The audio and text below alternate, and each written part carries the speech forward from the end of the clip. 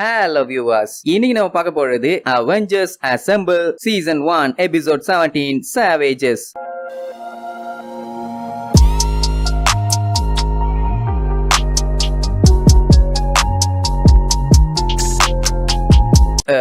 பண்ண நம்ம அவெஞ்சர்ஸ் டவரை காட்டுறாங்க. அங்க நம்ம டோனி ஸ்டார்க் கேப்டன் அமெரிக்காவுக்கு பறந்து சண்டை போடுற மாதிரி பூஸ்டர் சூவை கொடுப்பான்னு. ஆனா கேப்டனுக்கு தான் டெக்னாலஜி மேலேயே நம்பிக்கை இல்லையே. அதனால வேண்டாம் வேண்டாம்னு எவ்வளவோ சொல்லுவான். ஆனா நம்மளுக்கு கேட்கறதா இல்ல. போட்டுட்டு ஷாக்குடா மகனே அப்படின்னு சாபம் விட்ட மாதிரி கேப்டன் அப்படியே பறக்க விடுவான். அவனுக்கு அது நம்ப பிடிச்சிருந்துச்சு. அப்படியே விட்டுருக்கலாம்ல. அதை விட்டுட்டு பூஸ்டரோட ஸ்பீடை இன்க்ரீஸ் பண்ணி விடுவானா. கேப்டன் அங்க எங்கன்னு கண்டபடி செவுத்துல போய் இடிச்சிட்டு இருப்பான். நம்மளால அதை ஜாலியா வீடியோ எடுத்து இன்டர்நெட்ல பப்ளிஷ் பண்ணிடுவான்.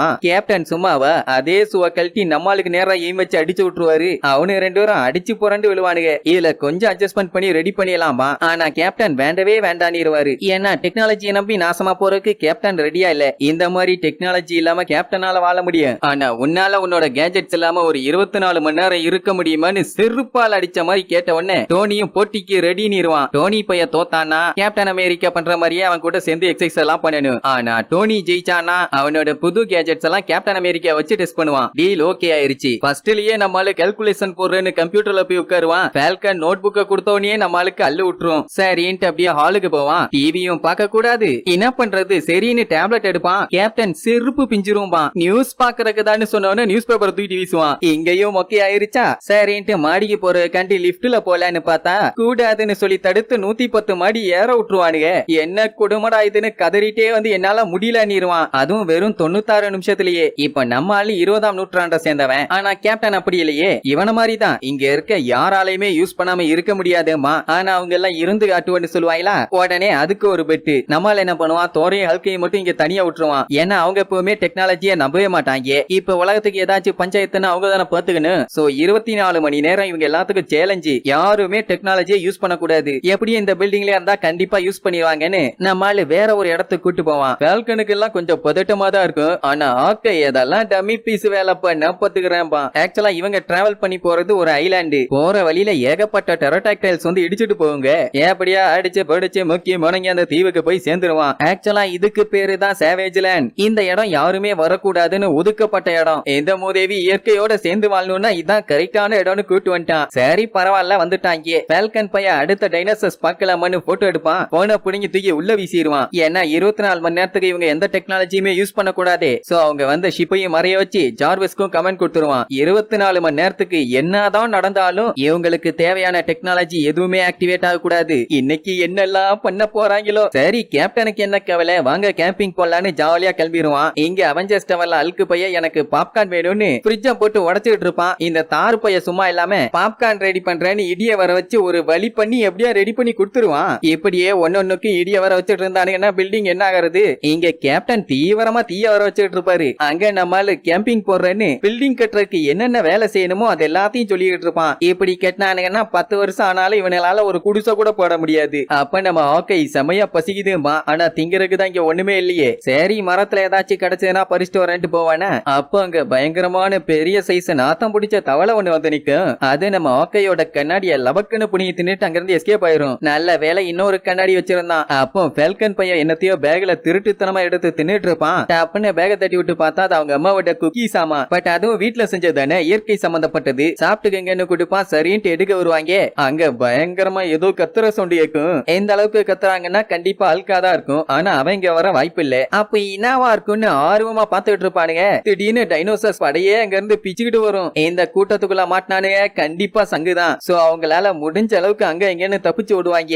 எப்படியே போச்சுன்னா கண்டிப்பா நம்ம டோனி ஸ்டார்க்கு சங்குதான். அதனால ஜார்வஸ் கிட்ட அவனோட சூட்டை அனுப்ப சொல்லுவான். சரி சார் நீங்க தான் தர்றக்கிட்டதுன்னு சொல்லிருக்கீங்க. அதனால நீங்க என்ன கேட்டாலும் தர முடியாது போடா அப்படின்னு அசிங்கமா சொல்லிரும். ஏன்னா அந்த போட்டியில தோத்தாங்கன்னா அல்கோட ட்ரெஸ்ஸ துவைக்கணுமாமா.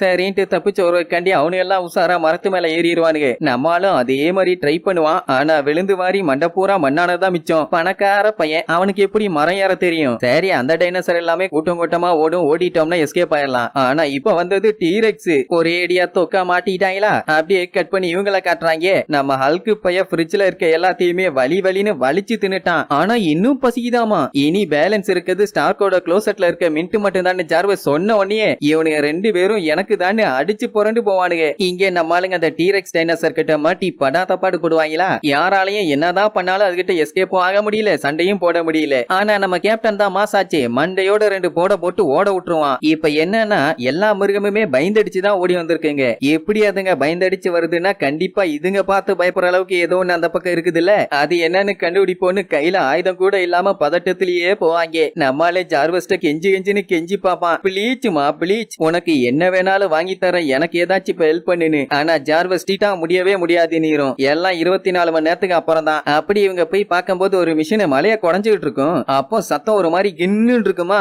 ஆக்சுவலா அந்த சவுண்ட் வைப்ரேனியம்ல மட்டும்தான் வரும். அப்ப அத அங்க தோண்டி எடுக்கிறானுங்க. அது ரொம்ப ரேரான மெட்டல், கெட்டவங்க கைக்கு போச்சுன்னா தண்டனக்காதான். ஆனா இது வக்காண்டால மட்டும் தானே இருக்கு, இங்க எப்படி வந்துச்சுன்னு யோசிச்சுட்டு இருப்பாங்க. அப்ப அங்க ஒரு ட்ரோன்ல நம்ம ஜஸ்டின் கேமர் வந்து பேசுவான். ஏன்னா அவன் தான் அது எல்லாத்தையுமே தோண்டி எடுத்துட்டு இருக்கான். இந்த மூதேவிக்கு என்ன பிளான்னா இந்த வைப்ரேனியத்தை எடுத்து அந்த வில்லப்பைய ரெட் ஸ்கல் இருக்கால அவங்கிட்ட கொடுத்து அவன் கூட்டத்துல போய் சேர்ந்துக்கணும்னு ஆசை. அவன் நம்மளால சூட்டு பூட்டுன்னு எதுவுமே இல்லாத பார்த்த உடனே அவனோட ராப்டாஸை ஏவி விட்டுருவான். அது என்னடானா அவன் கண்ட்ரோல்ல இருக்குது. அது மட்டும் இல்லாம அதுங்க உடம்புல கன்ஸும் இருக்குது. இங்க அல்கு பைய மின்ட்டுன்னு நினைச்சு இரும்பு துரும்பெல்லாம் தின்னுட்டு கிடப்பான். இப்போ இவங்க 4 பேர்லயும் சேஃப்டியா சூட்டு போட்டிருக்கிறது யாரு? டோனியை தவிர எல்லாம் போட்டிருக்காங்க. சோ கேப்டன் என்ன பண்ணுவான், டோனியை மட்டும் அங்க இருக்க வேர்ல கட்டி விட்டு உன்னால என்ன முடியுமோ அதை பண்ணுன்னு சொல்லி மேல இருந்து கீழே தள்ளி விட்டுருவான். இங்க இவங்க 3 பேர்த்துக்கு 3 ராப்டாஸ்னு பார்த்து சண்டைய போட ரெடி ஆயிருவாங்க. இங்க டோனியை அடிச்சு புரண்டு வந்து விழுவான். ஒரு கல்லு மனுஷன் அவனை தூக்கி விடுவான். அவனை பார்த்தாலே படு பயங்கரமா இருக்கு. நம்மால என்னடான்னா அவன்கிட்ட ஜாலியா பேசிட்டு இருப்பான். இங்க ஜஸ்டின் ஏமர் ரெட் ஸ்கல் கிட்ட டீல் பேசிடுவான். அவனுக்கு வைப்ரேனியம் பிளஸ் 3 அவெஞ்சர்ஸையும் தரேன்னு. நாளைக்கு காலையில நீ குடுக்கலைன்னா உன்னைய கண்ணா பின்னான்னு காரி துப்பிடுவேன் போடா வெண்ணேட்டு போயிருவான். இங்க நம்மால அந்த கல்லு மனுஷனை பார்த்தால அவங்க கூட செம ஃப்ரெண்ட் ஆயிருவான். அவன் மட்டும் தான் இருக்கான்னு பார்த்தா அவனுக்கு இன்னும் ஒரு கூட்டமே இருக்குது. இவங்க எல்லாம் நல்லா தானே பேசுறாங்க. சோ இவங்களை யூஸ் பண்ணி சண்டைய போலான்னு பிளான் பண்ணா அவங்க எல்லாம் சண்டைய போட மாட்டாங்களாம். ஒன்லி பில்டிங் தான் கட்டுவாங்க. எஸ், கன்ஸ்ட்ரக்ஷன் ஒர்க் மட்டும் தான் பண்ணுவாங்களாமா. இந்த சண்டையில உரையற மண்டே இது எல்லாமே அவங்களுக்கு சரிப்பட்டு வராது. நம்மால அவங்க பண்ண கலை பொக்கிஷங்கள் எல்லாத்தையும் சுத்தி பார்த்துட்டு சரி சண்டை போடாட்டி பரவாயில்ல ஹெல்ப் பண்றீங்களான்னு கேட்ட உடனே கண்டிப்பா பண்றோம்னிருவான். இங்க நம்ம ஆலையில அந்த டைனோசர் யூஸ் பண்ணி ஏமர் பைய பச்சக்குன்னு பிடிச்சி அந்த ரெட் ஸ்கல் கிட்ட நச்சக்குன்னு ஒப்படைச்சிருவான். சரி இவங்களை பிடிச்சவனே அந்த ரெட் ஸ்கல் ஏமரை இவங்க டீம்ல சேர்த்துக்குவான்னு பார்த்தா அவன் டோனி ஸ்டார்க்கோட டெட் பாடி வேணும்பா. அட மண்டையில இல்லையே கொண்டே அவனை தேடி பார்த்ததுல எங்கேயுமே இல்லையாமா. ஒருவேளை டைனோசர் தின்றுக்கும்பா. அதெல்லாம் கிடையாதுன்னு ஏதாச்சும் பாடி பார்ட்ஸ் இருந்தா வச்சு அள்ளிட்டு வர சொல்லுவான். இப்போதைக்கு இவங்க 3 பேர்த்தோட கதையை மட்டும் கதம்னு முடிக்க சொல்லிடுவானே. கரேட் அந்த ரேப்டர்ஸ் நம்மளுக்கு தலைய கவ வரும். டப்புன்னு நம்ம டோனி பையன் வந்து நிப்பான். அதுவும் ஸ்டோன்லயே கவர் பண்ணிக்கிட்டு சூட்டு செம இல்ல. அவனை பார்த்தோன்னே ஏமர் பைய விழுந்து சிரிப்பான். என்னடா நக்கல்ஸ், என்ன நக்கல்ஸ் இப்ப பாருன்னு பாயின்னு பாஞ்சு அசால்ட் அங்க இருந்த ரேப்டர்ஸ் எல்லாத்தையுமே பொளந்து கட்டிடுவான். என்னமா அடி செஞ்சுட்டான்ல. அது மட்டும் இல்லாம நம்மளையும் காப்பாத்திடுவானா. சோ எல்லாம் ஒன்னா சேர்ந்து அங்க இருந்த ராப்டர்ஸ் எல்லாத்தையுமே போட்டு தள்ளிடுவாங்க. எல்லாத்துக்கும் ஒரே ஆச்சரியம், எப்படி ஒரே நைட்ல இந்த வேலையை பார்த்தான்னு. அவன் எனக்கு ஃப்ரெண்ட்ஸுங்க எல்லாம் கிடைச்சாங்கன்னு அந்த ஸ்டோன் மனுஷங்க எல்லாத்தையும் காட்டுவானே. அவனு என்னடானா அட்டாக் பண்ண ஆரம்பிங்கன்னு கல்லுல வச்சு உண்டிகோல் மாதிரி அடிச்சுட்டு இருப்பானுங்க. எல்லாம் நம்ம டோனி பையன் பண்ண வேலை, ஈஸியா அட்டாக் பண்ண சொல்லி கொடுத்திருக்கான். சோ அவன் மிஷின்ல கண்டபடி கல்லு விழுந்து எல்லா இடமும் தீ பிடிச்சி எரிய ஆரம்பிச்சிரும். இத பார்த்த ரெட் ஸ்கல் கழுவி ஊத்துவான். ஏமர் பயலுக்கு எப்பவுமே ஸ்டார்டிங் நல்லா தான் இருக்கும், ஆனா பினிஷிங் சரியில்லையே.